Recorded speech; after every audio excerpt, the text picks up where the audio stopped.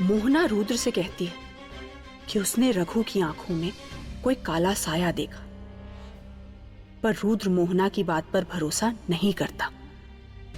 उसी रात रघु ने सुनसान गली में एक कुत्ते को बड़ी ही बेरहमी से मार डाला। अब सुनिए आगे। रात के गहरे सन्नाटे में उस लाचार कुत्ते की चीखें बहुत पहले ही शांत हो चुकी थी, पर रघु अभी भी उस कुत्ते को बहुत ही बेदर्दी से चाकू से गोदे जा रहा था। रघु की आंखें पूरी तरह से काली थी, मानो वही काली धुंध उसमें समा गई हो। जब रघु उस मरे हुए कुत्ते के शरीर के साथ चीर फाड़ कर रहा था, तभी दूर भैरवा की सरहद पर काली धुंध मंडरा रही थी। रात के अंधेरे को चीरता हुआ जंगलों की ओर से एक और 10 साल का बेजान सा दिख रहा बच्चा भैरवा की गलियों में घुस गया। बच्चे के अंदर जाते ही धुंध छट गई। बच्चा बेसुध सा चलता हुआ रघु की उस बर्बरता को अनदेखा कर आगे निकल गया। रघु भी अपने काम में लगा रहा, जैसे इस नए बच्चे के आने का कोई फर्क ही ना पड़ा। वहां दूर खड़ा एक काला साया ये सब होते हुए देख रहा था। अगली सुबह भैरवा में चारों तरफ एक और बच्चे माधव की वापसी का ढिंढोरा पिट के खुशी का माहौल छा गया। पीपल के पेड़ के नीचे पूरा गांव जमा था। सरपंच अलखानंद और उनके शिष्यों के साथ बैठे थे। सरपंच दिगंबर ने अलखानंद के सामने हाथ जोड़ते हुए कहा, ये तो बाबा अलखानंद की कृपा रही जो आज अपना माधव भी सही सलामत गांव लौट आया है। गांव वालों ने भी इस बात से सहमति जताई और बाबा अलखानंद के आगे हाथ जोड़ ली। अलखानंद ने मुस्कुराते हुए कहा, अब आप परेशान ना हो, हमारी कोशिशें जारी रहेंगी। तंत्र विद्या में बहुत शक्ति है। देखते ही देखते सारे बच्चे उस यक्षिणी के चंगुल से वापस घर आ जाएंगे।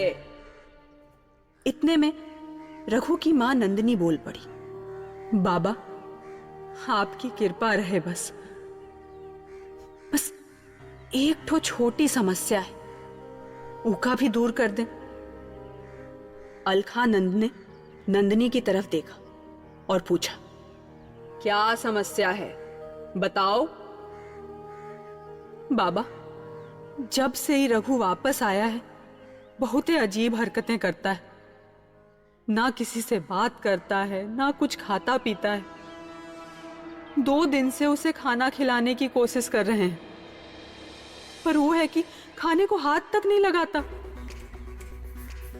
अलखानंद ने पूछा, दीवार ताकनी तो बंद कर दी ना। नंदिनी ने बताया कि मोहना के जाने के बाद से सब सही हो गया था, लेकिन लड़के ने खाना पीना फिर भी शुरू नहीं किया। अलखानंद ने कुछ सोचा और फिर अपने शिष्य को इशारे से बुलाया। शिष्य के पास आते ही उसने एक भभूति की पुड़िया निकाली। अलखानंद ने आंख बंद करके मन ही मन मंत्र बुदबुदाकर फूंक दिया और नंदिनी को वो पुड़िया देते हुए कहा, ले जा इसको और लगा दे अपने बेटे के माथे पर। उस यक्षिणी के प्रकोप से अभी अभी आजाद हुआ है, थोड़ा वक्त दे उसे। और बात रही उसके खाने की, तो उसकी मनपसंद चीजें बनाकर खिला। इस भभूत के असर से सब खाएगा। नंदिनी और विनोद ने राहत की सांस ली। नंदिनी फुसफुसाकर अपने पति विनोद से बोली, सुनिए तो, आज बाजार से मुर्गा कटवा के लेते आना, रात को तरी बना देंगे, रघु को बहुत पसंद है। जहां विनोद पंचायत से सीधे बाजार के लिए निकल पड़ा था। वहीं नंदिनी अपने घर को चली गई। रास्ते में अभी अभी वापस आए माधव का घर था, जहां आंगन में उसकी मां उसके पीछे पीछे खाने की थाली लिए परेशान सी घूम रही थी। नंदिनी ने रुककर पूछा, अरे दीदी, क्या हुआ? माधव खाना नहीं खा रहा है का? माधव की मां बोली, अरे देखना नंदिनी, ना खा रहा है ना कुछ बोल रहा है। जब से आया है तब से सिर्फ कोयला लिए दीवारें रंगे जा रहा है। नंदिनी बोली, यही हाल रघु का भी हो रखा है। जब से आया है अन्न का एक दाना मुंह में नहीं डाला।